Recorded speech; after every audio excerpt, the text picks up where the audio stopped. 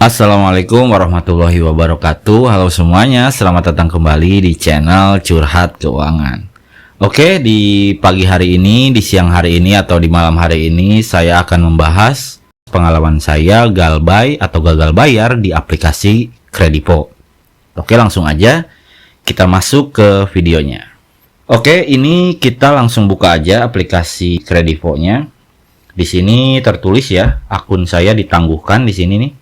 Ini soalnya saya sudah nunggak dari awal 2022. Di sini sisa limit saya tertulis Rp2.265. Cuman itu sudah tidak bisa dipakai ya, soalnya saya itu nunggak. Oke, kita langsung aja pencet transaksi ya. Nah, di sini ada tertulis ya 5.880.000 total tertagih atau yang saya galbay. Jadi saya galbay itu di aplikasi Kredipo sebesar Rp5.880.430.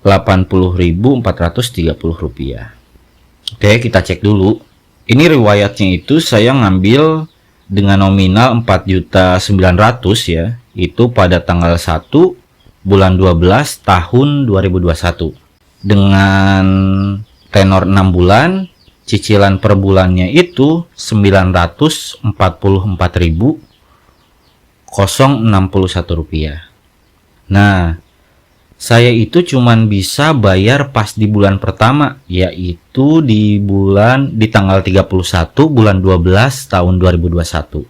Kemudian di setoran kedua sampai ke-6 itu saya nggak bisa bayar sama sekali. Seperti cerita-cerita saya sebelumnya, waktu itu keadaan ekonomi lagi kurang stabil lah.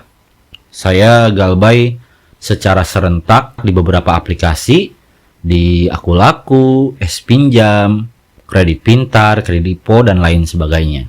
Nah, di sini di setoran kedua saya juga gak bisa ya. Di sini sudah ada bunga. Setoran kedua itu sama 940, cuman di sini bunganya atau dendanya 489.000. Setoran ketiga itu sama setorannya, di sini dendanya 347.000. Setoran keempat dendanya 219.000. Setoran kelima dendanya itu semakin turun, yaitu 103.000. Setoran keenam ini tanpa denda sama sekali ya. Jadi gini teman-teman, kalau kita pinjolnya itu di pinjol resmi, itu maksimal denda itu 100% pinjaman pokok kita. Denda maksimalnya itu sesuai dengan pinjaman pokok kita. Misalkan saya pinjam 10 juta, kalau saya galbay atau telat bayar, itu paling maksimal denda yang saya terima itu 10 juta juga. Jadi total hutangnya 20 juta plus denda.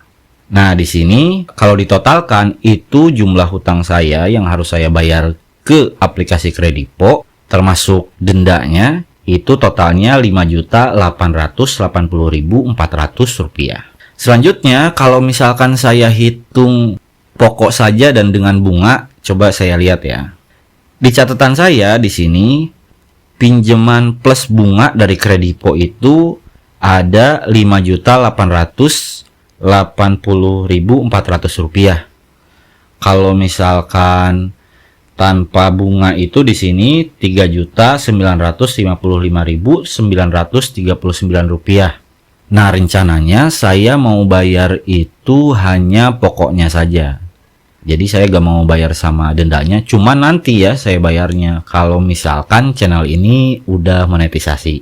Nah, untuk itu saya minta bantuan dan supportnya buat teman-teman yang nonton video ini. Jangan lupa like sama subscribe channel ini ya.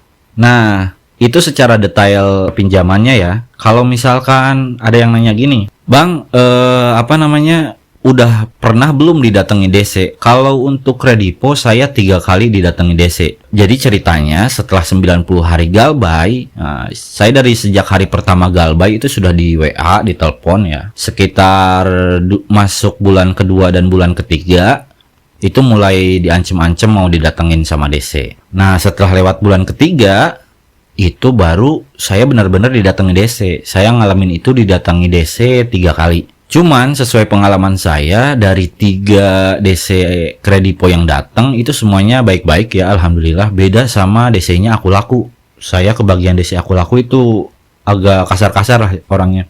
dari 3 DC itu, setiap kali DC datang itu orangnya beda-beda. Enggak satu orang terus datang, enggak. Kalau di pengalaman saya ya.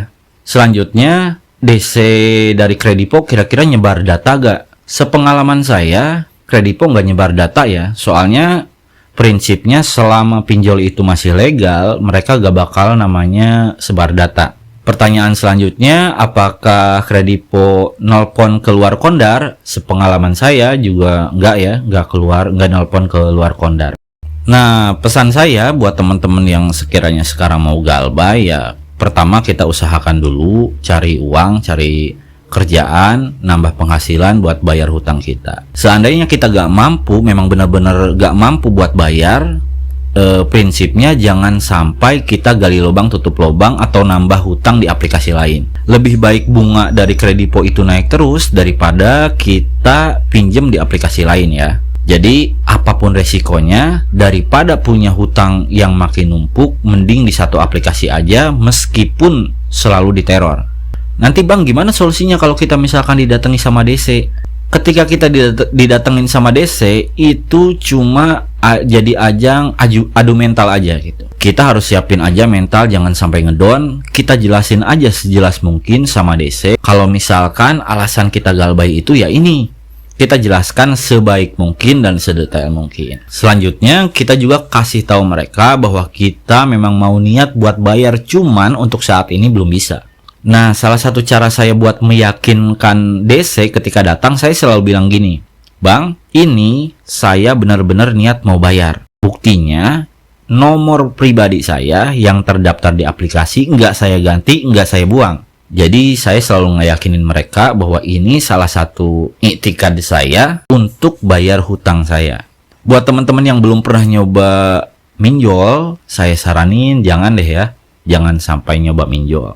Kecuali mungkin ya, uang hasil pinjol itu kita gunain buat keperluan mendesak banget. Cuman kalau di sekitaran saya itu banyak sekali yang pakai uang-uang dari pinjol itu buat main judi online. Nah, saya harap buat yang suka-suka main judi online ya, jangan sampai pakai modalnya dari pinjol. Selain itu ya, kalau bisa sih berhenti aja, jangan sampai main-main perkara-perkara kayak gitulah. Buat teman-teman semuanya yang sekarang galbay di aplikasi apapun, kita doa bersama-sama semoga kita bisa lunas di tahun 2024 ini. Buat teman-teman yang nonton video ini, jangan lupa support channel ini dengan cara like, komen, dan subscribe. Biar channel ini cepat monetisasi, nanti saya bakalan bikin video live bagaimana saya melunasi hutang saya satu persatu. Untuk itu saya mohon dukungannya ya. Sekian dari saya, jangan lupa like, komen, dan subscribe.